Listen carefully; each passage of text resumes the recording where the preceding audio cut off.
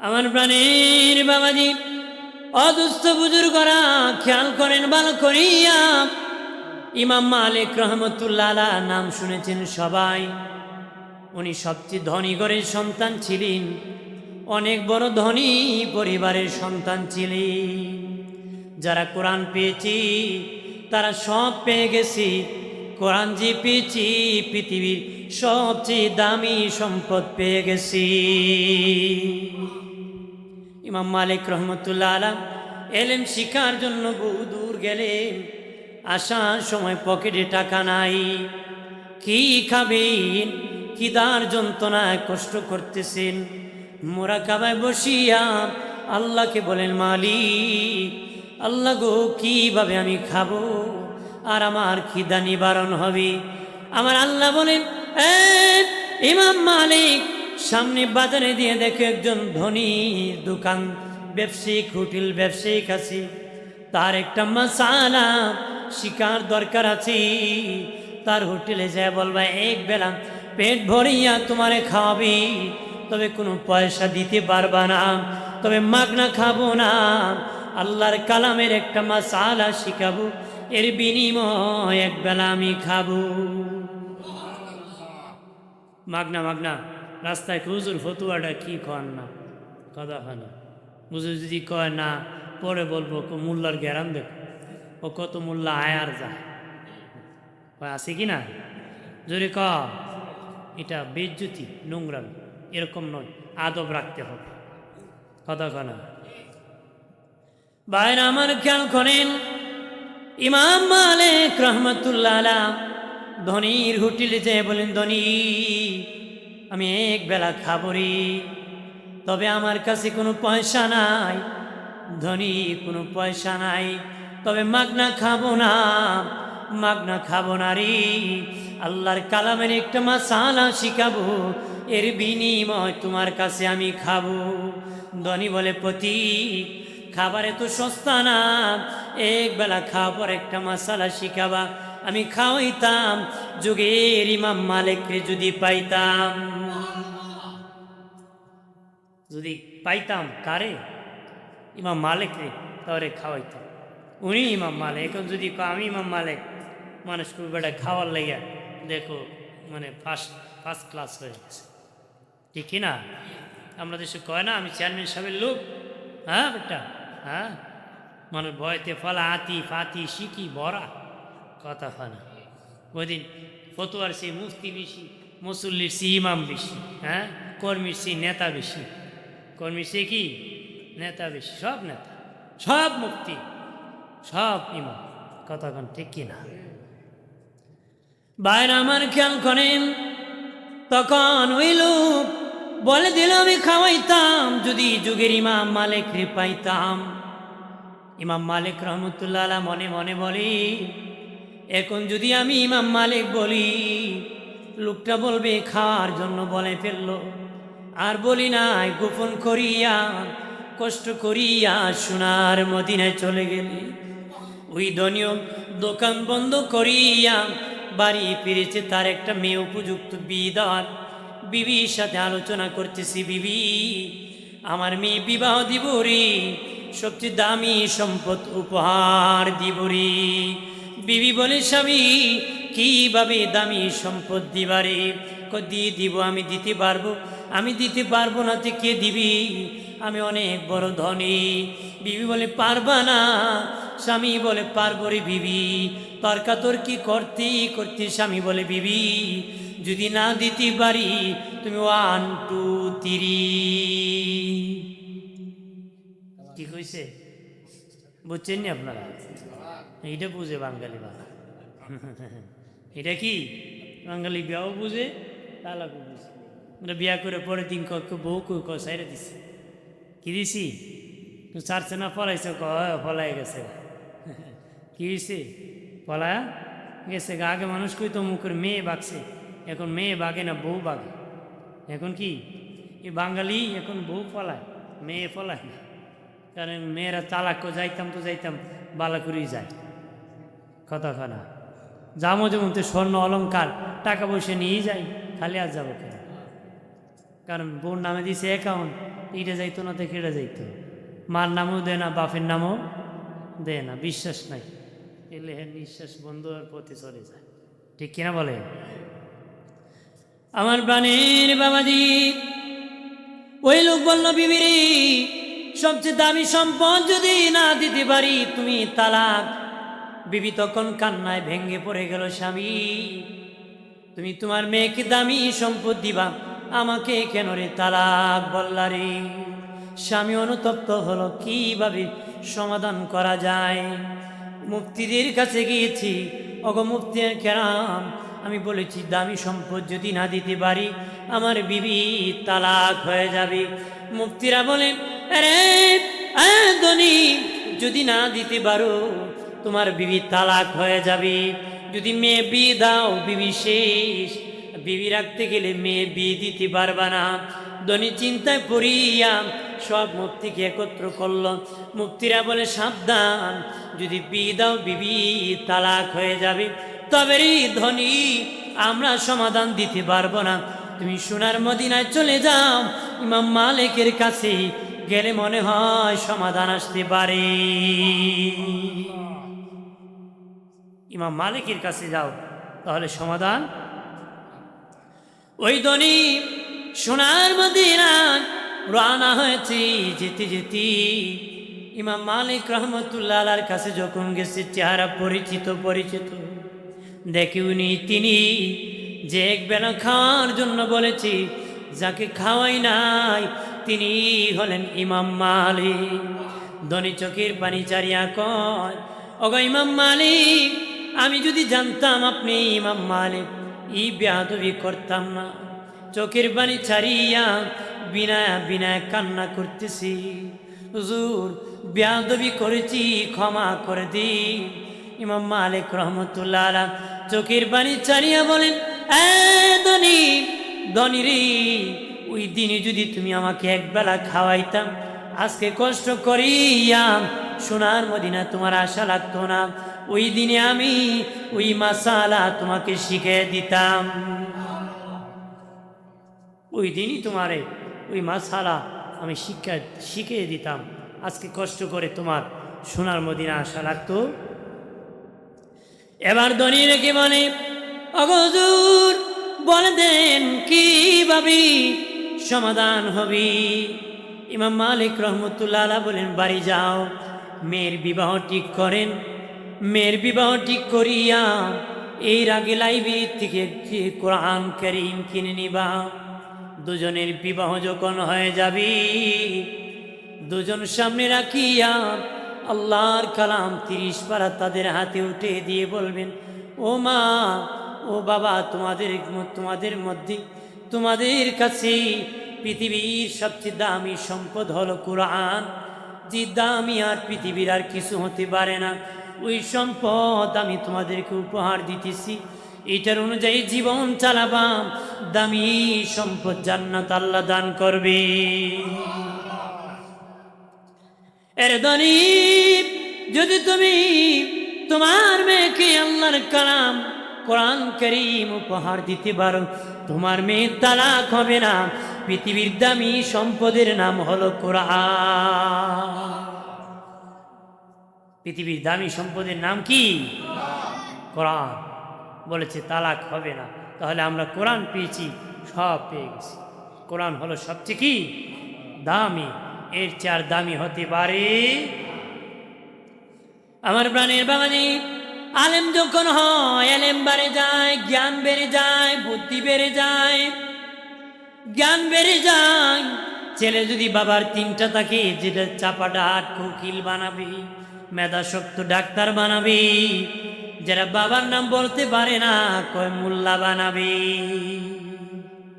এটা কি বানাইব? মোল্লা বানাইব। যারা বাপের নাম কইতে পারে না এরা আলিম বানাইব। তো এইটা মাদ্রাসা পড়ে এমন জ্ঞান বাড়ে যে 2টো ফেল করে। কতক্ষণ ঠিক কিনা? আলেম হলে জ্ঞান বাড়ে না কমে? জোরে ক। বাদশাহ আকবরের দরবারে 9 বুদ্ধিজীবী থাকতো, 1 মোল্লাজি থাকতো। 9 বুদ্ধিজীবী আর 1 কি মোল্লাজি। একদিন বাদশাহ জিজ্ঞাসা করে, এই বাচ্চারা কথা কো কেন? জিজ্ঞেস করে, এই বলো তো আমার রাজ্যে ডাক্তার বেশি না রুগী বেশি? বুদ্ধিজীবীরা কয়, স্যার ডাক্তার কম রুগী বেশি, ডাক্তার কম রুগী বেশি। তখন মোল্লাজিরে জিজ্ঞেস করছে, মোল্লাজি বলেন তো ডাক্তার বেশি না রুগী বেশি? মোল্লাজি কয়, ডাক্তার বেশি রুগী কম। কয় সারা জীবনই মোল্লা উল্টা গেছে। মোল্লা কি বাদশা, বিচার হতে হবে, কেমনে বলছি ডাক্তার বেশি রুগী কম? মোল্লাজি কয় আগামীকাল। বলে কি আগামীকাল? বাদশা কয় আগামীকাল কেন মোল্লা? মৌলানা কয় এইটাও বলবো আগামীকাল, ওইটা আবার কি? ওইটাও বলবো আগামীকাল। ওই বেচারা ডাক্তারের কাছে গেছি, ডাক্তার ঘন ঘন প্রস্রাব হয়, ডাক্তার কয় বার্ধক্যের কারণ। ডাক্তার খাবার হজম হয় না, ডাক্তার কয় বার্ধক্যের কারণ। ডাক্তার রাত্রে ঘুমে ধরে না, ওইটাও আপনার বার্ধক্যের কারণ। বুড়া চাচা রাগ করে ডাক্তারের লাথি মেরে চেয়ারতে ফেলে দিছে। স্যার ডাক্তার নিচে পড়ে কয়, স্যার এইটাও বার্ধক্যের কারণ। এটা কি? যখন মৌলানারে কয় এইটা কি? ওইটা আগামীকাল। আগামীকাল কি? ওইটা আগামীকাল। ঠিক আছে, আগামীকাল 10টায় উপস্থিত হবা। আগামীকাল 10টায় কি সবাই উপস্থিত হয়েছে। উপস্থিত হওয়ার পরে কিন্তু মোল্লাজির খবর নাই। মোল্লাজির কি খবর নাই, দেরি হয়েছে। ওরা বলে মোল্লাজি তো আসবে না, পলাইছে, ধরিয়ে আনতে হবে পুলিশ বাহিনী দিয়ে। পুলিশ বাহিনী দিয়ে কি ধরে আনতে হবে। তখন দেখা যায় লেটই মোল্লাজি উপস্থিত হয়েছে, অনেকক্ষণ পরে উপস্থিত হয়েছে। জিজ্ঞেস করতেছি, মোল্লাজি দেরি হলো কেন? কয়টা আগেই বলবো যে গত রাত্রি বাদশাহ আমার দাঁতে বড় ব্যথা হয়েছিল। বাদশাহ আকবর কি বলতেছে, ব্যথার যন্ত্রণা রাত্রি ঘুম হয় নাই তো, সকালবেলা ঘুমে ধরেছে, উঠতে আমার দেরি হয়েছে, আসতে আমার দেরি হয়েছে। বাদশাহ বলে একটু বন পাতা চাওয়ালে কমতো। আরেকজন কয় যদি গরম পানি দিয়ে কুলি করতা দাঁতের ব্যথা কমতো। আরেকজন কয় এটা দিলে কমতো। আরেকজন কয় এটা দিলে কমতো। আরেকজন কয় এটা দিলে কমতো। মোল্লাজি কয়, বাদশাহ রোগী কয়জন, ডাক্তার কয়জন? রোগী কয়জন, ডাক্তার কয়জন? বাদশাহ কয়, হ রোগী তো তুমি একা, ডাক্তার আমরা সবাই। ডাক্তার আমরা কি? মোল্লাজি বলে এইভাবেই আপনার রাজ্যে ডাক্তার বেশি রোগী কম। ডাক্তার বেশি কি রোগী কম। জি, যেভাবে আছে থাক, নাড়াচাড়া করবেন না, এলোমেলো হয়। এই জন্য ক্যামেরা আছে তো বিভিন্ন ডিস্টার্ব থাক, যেভাবে আছে। অনেকের আছে বয়ে মসজিদে ঢুকে ওরা ডরায়, যেভাবে আছে থাক। আমি জানি তো মুসলমানের খাইসলত কত প্রকার, কি কি আমার ধরে চার্ট আছে। আমার প্রাণের বাবাজি খেয়াল করেন, ভালো করেন। এই জন্য অনুরোধ করে বলি, বাবাজি কোরআন ধরে নিবেন, কোরআনের সাথে সম্পর্ক লাগাবেন। আলেম হন নতুবা আলেমের ছাত্র হন, অথবা আলেমের কথা শুনেন নতুবা আলেমকে ভালোবাসেন। এটি 4টা জান্নাতের পথ, 5 নম্বর কোনো পথ নাই। 5 নম্বর গেলে জাহান্নামের রাস্তা। এই 4টাই বাবা কোরআনের পথ, কোরআনের মত। এটি সিরাতে মুস্তাকিমের পথ, দুনিয়া থেকে জান্নাতের সোজা পথ। দুনিয়া থেকে জানিয়ে রাখেন, আল্লাহ নবীর সাহাবীরা নবীজির কাছ থেকে যেতেন না। কখন আয়াত নাজিল হয় কি জানি নাজিল হয়ে যায়, শিখার জন্য নবীর জবান মুবারকি কোন হাদিস বলবেন সেটা তারা মুখস্থ করার জন্য, জানার জন্য নবীর দরবার থেকে তারা যেতেন না। নবী কখন বলবেন আবার যদি না থাকি পাবো না, এই জন্য তারা খাবারও খেতে যেতেন না, খিদার যন্ত্রণা নিয়ে। আল্লাহ নবী দয়াল নবী নবীর আদালতে বসে থাকতে যেতেন না। আমাদের তো 1 ঘন্টা যদি মাহফিল হয় 5 বার বেটা উঠে, 5 বার কি উঠে আর দৌড়ে, কারণ শয়তানে লারে। শয়তানে কি বহুত লোক আছে, শয়তানে হেরে দেখলে হাসে। শয়তানে কি দেশে, বাবারে তুই যে জিন আমার উস্তাদ জি, কথা কন ঠিক না? প্রাণের বাবাজি খেয়াল করেন, দয়াল নবী একদিন বাবাজি হুজরা শরীফি দেখি বের হলেন, দেখেন একজন লোক সামনে তাকায়, বামে তাকায়, ডানে তাকায়, ঠান্ডা রজনী। দেখেন ওই লোকটা হযরত আলী রাদিয়াল্লাহু তাআলা আনহু বলেন, আলী রে, কি জন্য কি ঝুঁকি মারতেছ? নবীজি কিছু না। নবী বলেন, বুঝতে পেরেছি আলী, খিদা লেগেছে, এই জন্য কি ঝুঁকি মারতেছ? ওই দেখো সামনে একটা খেজুর গাছ আছে, ওই খেজুর গাছকে বলিও আমি নবী বলেছি তোমাকে যেন খেজুর দেয়। সুবহানাল্লাহ কইতি মুখে বেদা। আলী রাদিয়াল্লাহু তাআলা আনহু বলেন, আমি গেলাম, যা দেখি খেজুর গাছের মধ্যে কোনো খেজুর নাই, খেজুর গাছে কোনো খেজুর নাই। তখন খেজুর গাছকে ডেকে বললাম, খেজুর গাছ, নবী বলেছেন আমাকে খেজুর দেওয়ার জন্য। আলী রাদিয়াল্লাহু তাআলা আনহু বলেন, আল্লাহর কসমকে বলি, বলতে দেরি খেজুর গাছের মাথা দেখে পাকা পাকা খেজুর জমিনে পড়তে দেরি হয় নাই।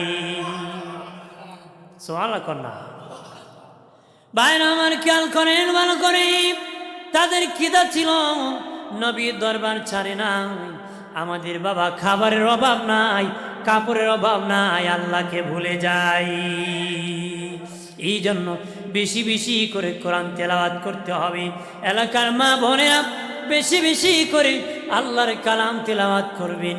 আগের মায়েরা অশিক্ষিত ছিল কিন্তু কোরআন পড়তো। লাইলাতুল কদরে, লাইলাতুল বরাতে কোরআন তেলাওয়াতের খবর পাওয়া যেত। জুমার দিন কোরআন তেলাওয়াতের খবর পাওয়া যেত। হুজুর, আমার বিবি এক খতম তেলাওয়াত করেছে, আমার মা এক খতম তেলাওয়াত করেছে, আমার বোন এক খতম তেলাওয়াত করেছে। এখন খতমের খবর পাওয়া যায় না, কিলাকিলি আর মারামারি, তালাকের সরাসরির খবর পাওয়া যায়। এখন জুমাবারে আয় তালাক মারছে কিনে বাইর করত, আগে খতমের খবর পাওয়া যেত। কতক্ষণ ঠিক কিনা?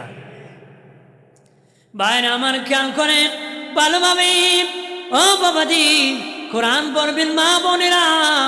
যদি কোরআন পড়তে পারেন, তোমার ছেলেও কোরআন পড়বি। গৌসে পাক আব্দুল কাদের জিলানী রহমতুল্লাহ আলাইহ উস্তাদজি জিজ্ঞেস করেছিল, বাবা এত তাড়াতাড়ি 18 পারা কেমনে তুমি পড়লারি? বলে, হুজুর, আমার মা 18 পারার হাফেজা ছিল, আমাকে যখন দুধ পান করাইতো, আমি 9 পারা পড়েছি। প্রথম ডান স্তনে দুধ খেতে খেতে, বাম স্তনে খেতে বাকি 9 পারা শুনেছি। আমার মা দুধ পান করাইতে 18 পারা তেলাওয়াত করত, আমি শুনিয়া শুনিয়া 18 পারার হাফেজ হয়ে গেছি। মা হাফেজা ছিল, তিনি হাফেজা হয়ে গেছেন। আমার দেশে মাও গানের রাজা, ছেলে হয় গানের রাজা। কতক্ষণ ঠিক কিনা? মা বাবা গান দেখার রাজা, ছেলে বাবা গান দেখতে দেখতে খায়। পিচ্চি বাচ্চা মোবাইল ধরে যা দেয় তাই খায়। কথা না, এটা মোবাইল ধরে দিছে, জিতেছে, এটা করে দিছে আর জিতেছে আর খাইতেছে। কথা না, ঠিক কিনা? এই বাচ্চা কি মোবাইল চিনতো? চিনেছে কি আদরের মা বাবা? আদরের কি? পরে যখন মোবাইল নিয়ে মার মার কয়, বলে হুজুর সর্বনাশ হয়ে গেছে। কথা না, মার মার যখন মারে তখন কার তো পরে না, খালি কয় মা মা। কথা না, হ্যাঁ, এটা তো পারিবারিক শিক্ষা। কতক্ষণ ঠিক কিনা? জোরে বলে।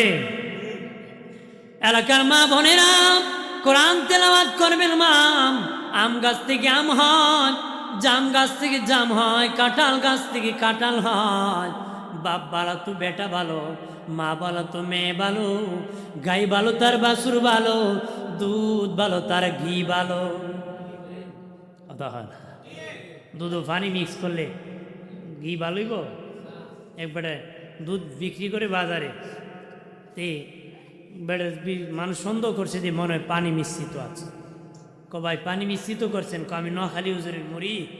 হুজুরে কসম, দেখিস দুধের সাথে পানি মিশ্রিত করিস না। আল্লাহর কসম, আমি দুধের সাথে পানি মিশাই না। তো থার্মোমিটার দিয়ে চাপ দিয়ে দেখে 3 বার পানি 1 বার দুধ, 3 বার পানি 1 বার দুধ।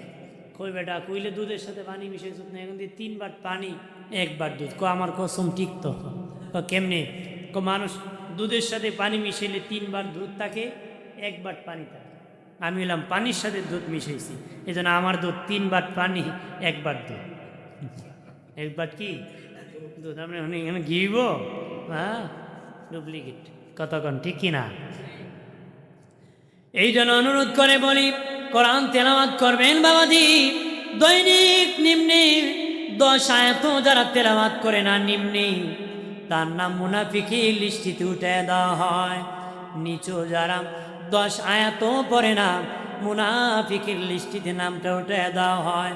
অনেকে বলতে পারেন হুজুর আমি তো কোরআন তেলাওয়াত জানি না, আমার নাম কোন লিস্টিতে থাকবে? আপনি প্রতিদিন 5 ওয়াক্ত নামাজ পড়েন, ইমামের পিছনে তেলাওয়াত শুনেন, মনোযোগ দিয়ে শুনেছি, এই জন্য আমার আল্লাহ তোমার নাম মুমিনের দপ্তরে উঠাবে। ওই তেলাওয়াত শুনছেন না, নাম মুমিনের দপ্তরে থাকবে। নামাজও পড়েন নাই, তেলাওয়াতও করেন নাই, মুনাফিকের লিস্টিতে নাম উঠে যাবে। মুনাফিকের লিস্টিতে কি ভাইরা আমার খেয়াল করেন ভালোভাবে। 1 নম্বর, কোরআন তেলাওয়াতকারী জান্নাতের 8 দরজা থেকে ডাকবি, যে দরজায় খুশি সেই দরজায় প্রবেশ করবি। 2 নম্বর, জবান হেফাজতকারী। 2 নম্বর কি? 2 নম্বর জবান হেফাজতকারী। জবানের এত দাম বাবা, জবানের এত দাম বাবাজি, 50 লক্ষ টাকা দিলে বিবাহ হবে না জবানে যদি আলহামদুলিল্লাহ বলে না। ঠিক না? যদি কন্যা যদি বেটা কয় আমি 50 লাখ দিয়ে দিব, কবুল কইতাম না, হইব? জোরে কন, মানব? পৃথিবীর কেউ মেনে নিবি? জবানের দাম বেশি। জবানে কি? জবানের মায়ের বেশি। জানিয়ে রাখেন বাবাজি, নবীজি বলেছেন 2টা জিনিস যদি রে এ আমার উম্মতেরা, তোমরা 2টা জিনিস যদি আমার কাছে আমানত রাখতে পারো, জামানত রাখতে পারো, আমি রসুল কথা দিতেছি তোদের জান্নাতের জামিনদার আমি রসুল্লাহ হয়ে যাব। একটা হলো মুখ, আর একটা হলো লজ্জাস্থান। ওই 2টার যদি আমি রসুলের কাছে আমানত রাখতে পারো, আমি রসুল্লাহ কথা দিতেছি তোদের জান্নাতের জামিনদার আমি হয়ে যাব। এর মধ্যে বাবাজি জবান, জবান বড় দামি বাবাজি। কবুল বলেছি, বিয়ে হয়ে গেছি, আই লাভ ইউ বলেছি, প্রেম হয়ে গেছি। ঝগড়া লেগেছি, আই হেট ইউ বলেছি, ভেঙে গেছি। বাবাজি বিয়ে করেছি, রাখবি না, তালাক বলেছি, ভঙ্গ হয়ে গেছি। বাবাজি জবানের মার এত বেশি, হাত দিয়েও মারা যায়, মুখ দিয়েও মারা যায়। তবে বাবাজি হাতের মায়ের চেয়ে মুখের মায়ের বড়, হাতের মায়ের চেয়ে মুখের মায়ের বড়। হাত দিয়া বাবা পাশের লোকরে মারা যায়, লন্ডন লোকরে মারা যায় না। কথা খারাপ বলেন না বাবাজি, হাত দিয়া পাশের লোক মারা যায়, দূরের লোক মারা যায় না।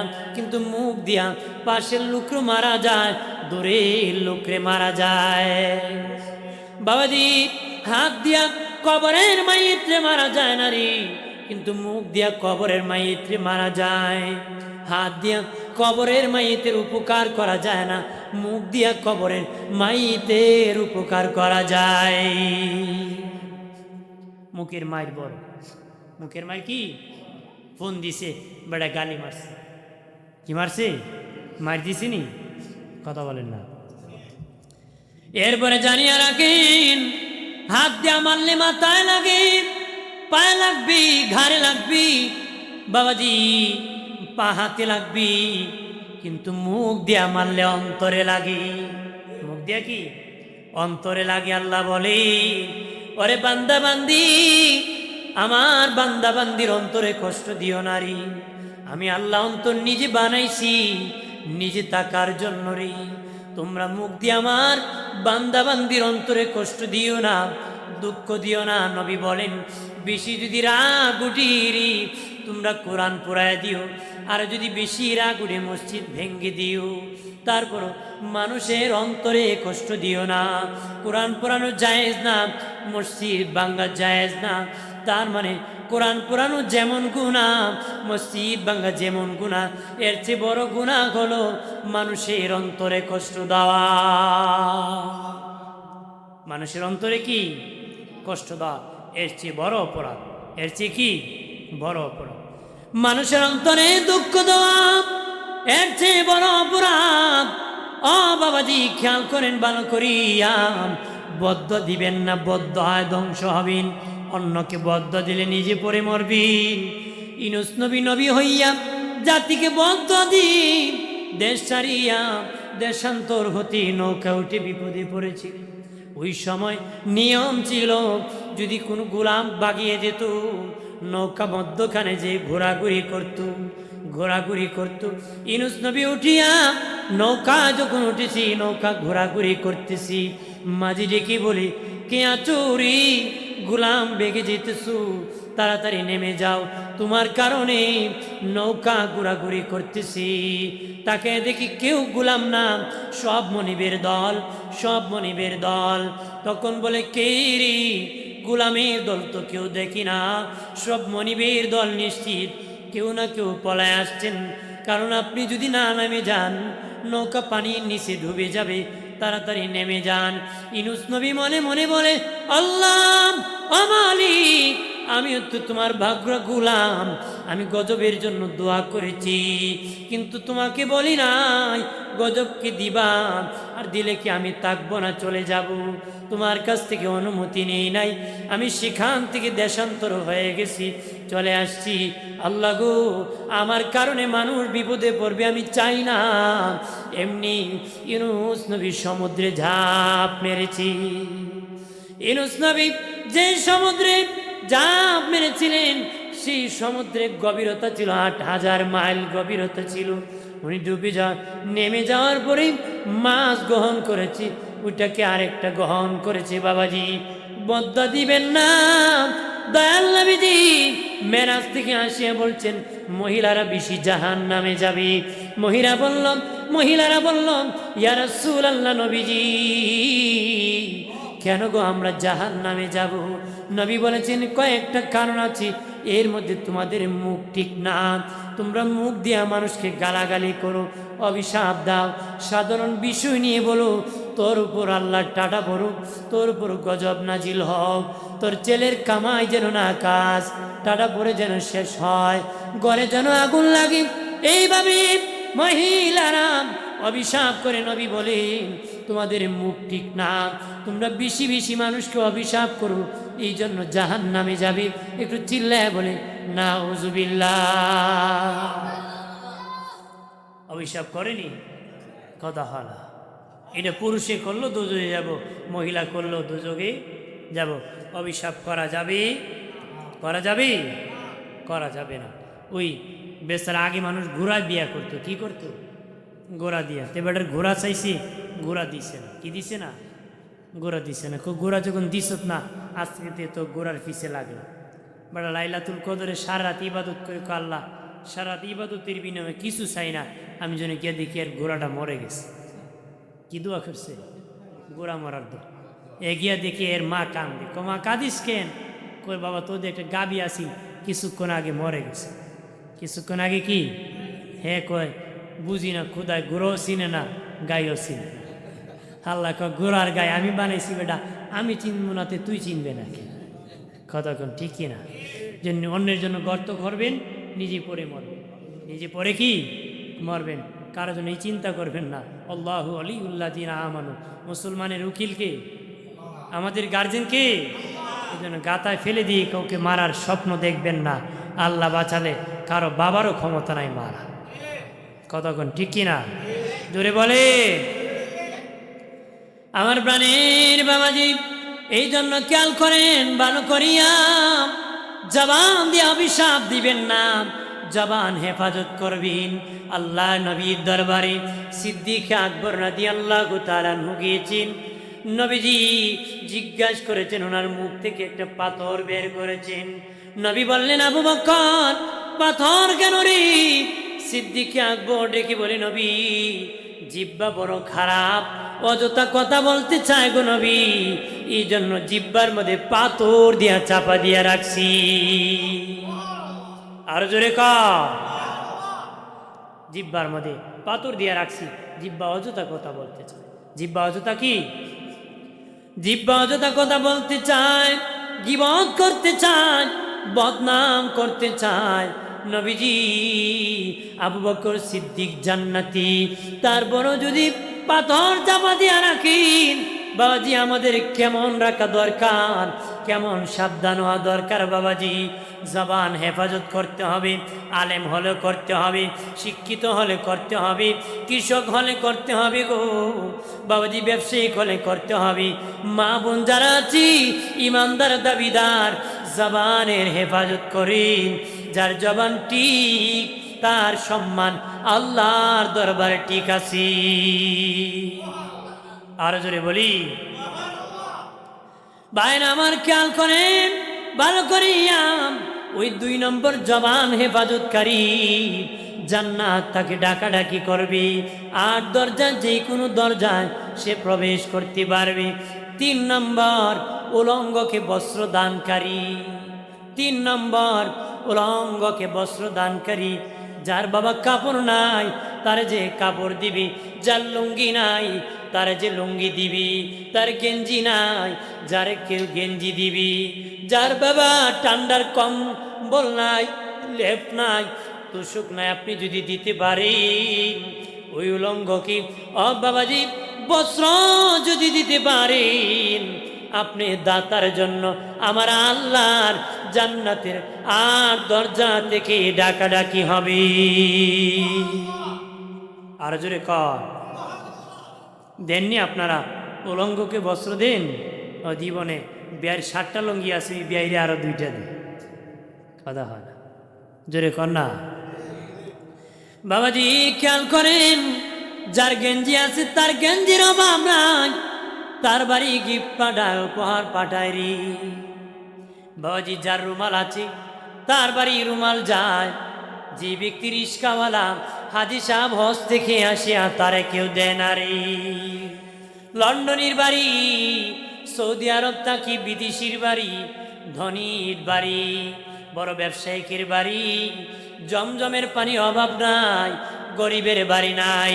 কিন্তু হাজি আসিয়া গরিবের বাড়ি জমজমের পানি দেয় না, ওই ধনীর বাড়ি আবার পাঠায়। তেলের মাথায় তেল দেয়, যার তেল নাই তারে কেউ তেল দেয় না রে।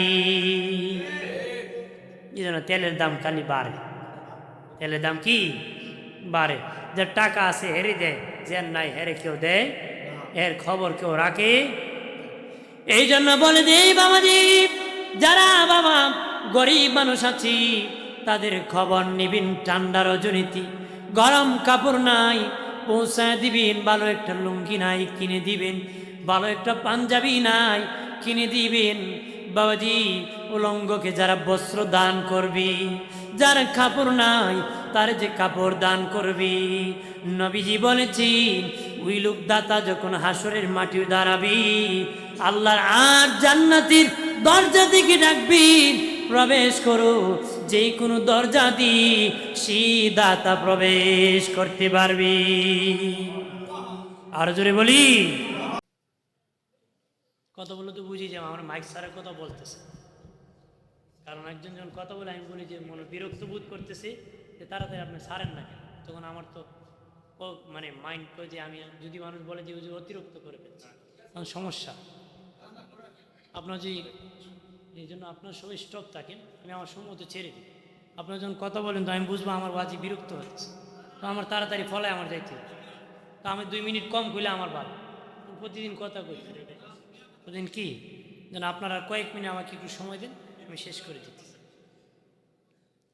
আমার প্রাণীর বাবাজি লুত নবী ডেকে বললেন, রে গুন্ডারা, আমার মেয়ে আছি, বিবাহ দিব, আমার মেহমানকে বেজ্জতি করিও না রে। তখন ফিরিস্তার দিকে গিয়ে যখন গেছি, উনি শাহাদাত আঙ্গুলে এইভাবে নাড়াচাড়া করেছি, গুন্ডা পাথর হয়ে গেছি।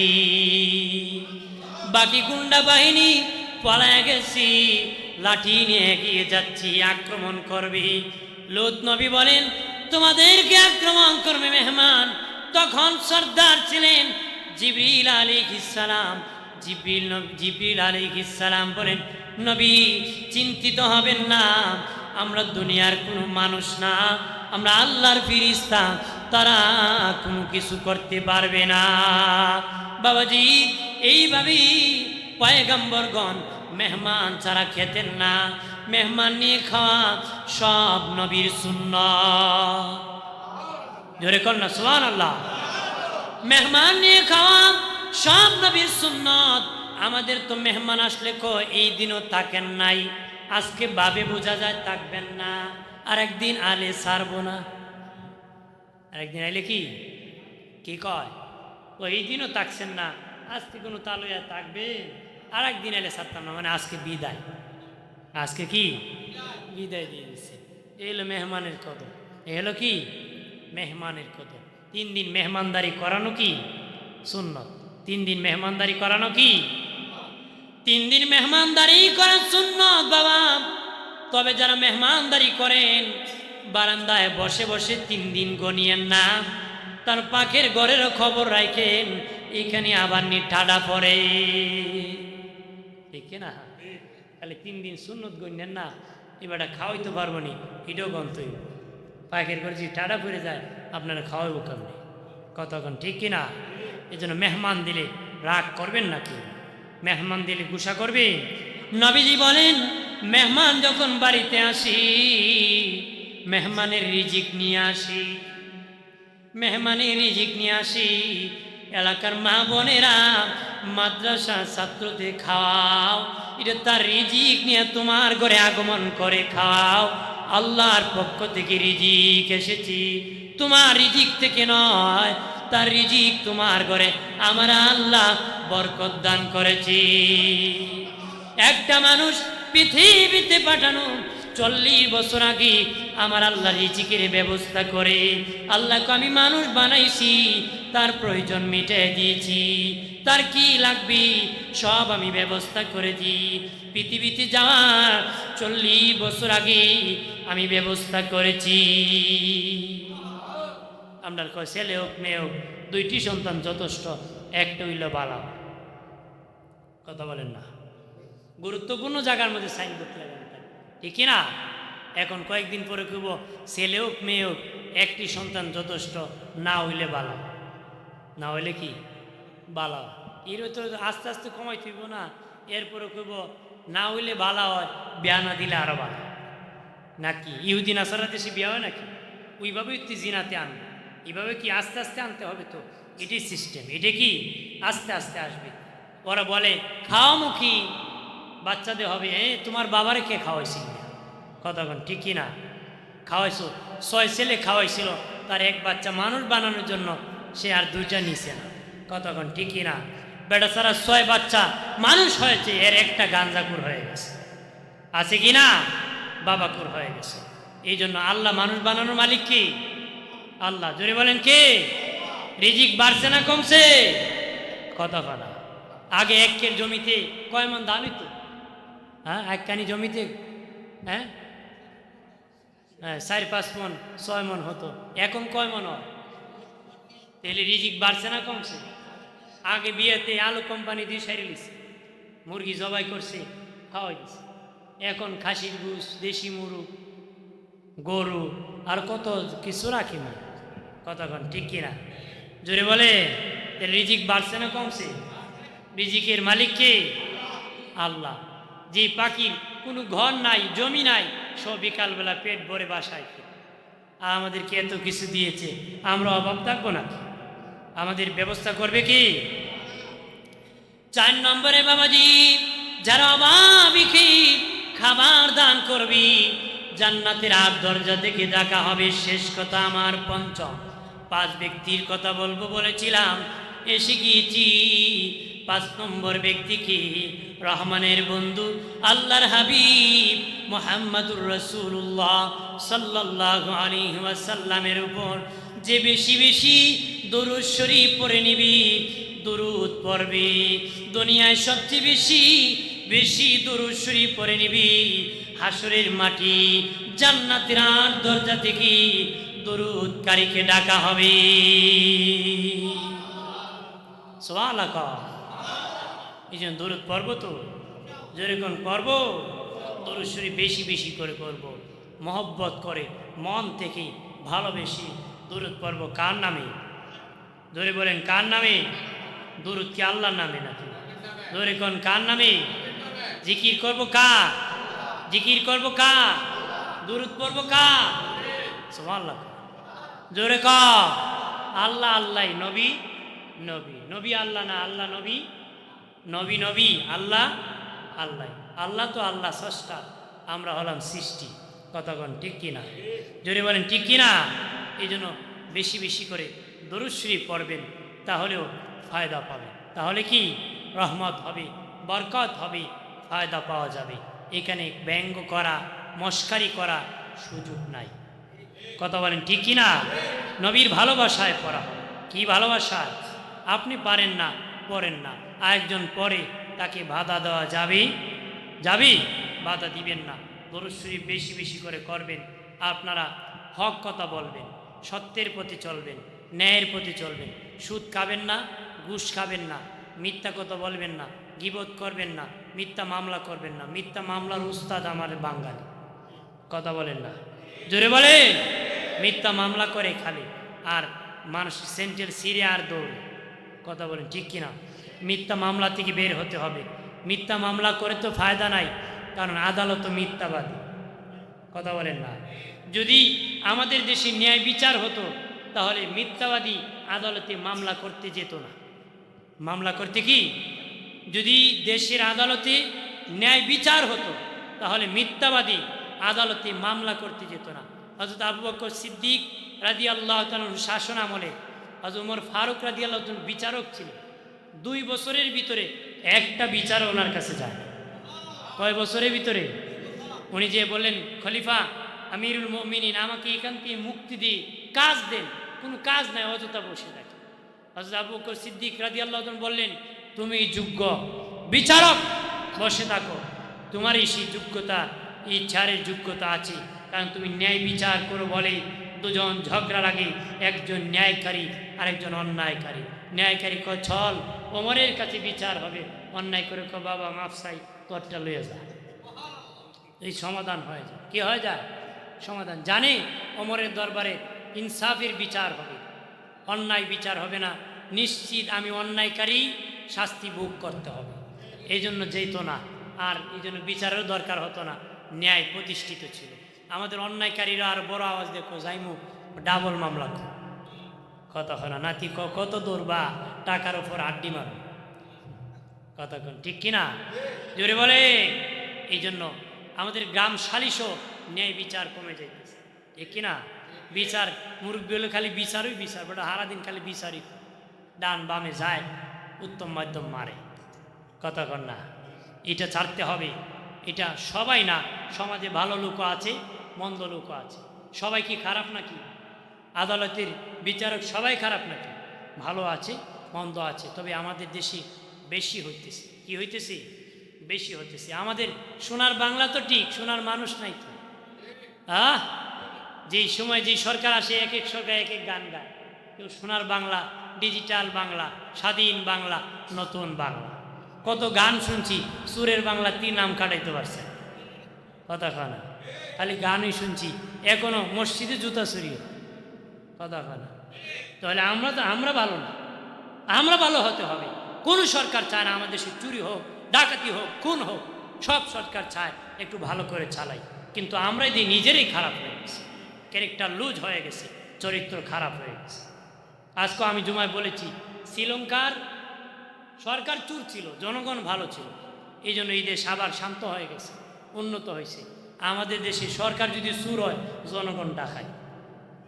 জনগণ কি ভালোই কেন? ভালো হবে। এই জন্য আমাদেরকে ভালো হতে হবে। এই জন্য দিন মেনে ইসলামের উপর অটল হতে হবে। চুরি বাটপারি চামচামি ছাড়তে হবে, চুরির সিস্টেমটা বাদ দিতে হবে। চুরি বলতে ডাক্তার দেখাইতে 80 নম্বর সিরিয়াল আদি সাহেবও কয় 100 টাকা দিন, বেটা 1 নম্বর টাকা। তাহলে এটা চুরি না? কেউ না কেউ কোনো না কোনো পথে চুরি অবলম্বন করে। প্রত্যেকেই ভালো পথ অবলম্বন করতে হবে। আমাদের কি জানি ক্যারেক্টার লুজ, আমরা প্রত্যেকেই আগে নিতে যেয়ে হারাম কাজে লিপ্ত হই। এই জন্য আমাকে আপনাকে সতর্ক হতে হবে। এখানে একটু মাদ্রাসা থাকলে ভালো না মন্দ? কথা কন আমার সাথে, ভালো না মন্দ? ভালো। এই জন্য মাদ্রাসা ধরে 10 মিলে করি কাজ, হারি জিতি নাই। এমন জীবন করিও ঘটন, মরিলে হাসিবে তুমি, কাঁদিবে ভুবন। এমন জীবন করিও না গঠন, মরিলে কাঁদিবে তুমি, হাসিবে ভুবন।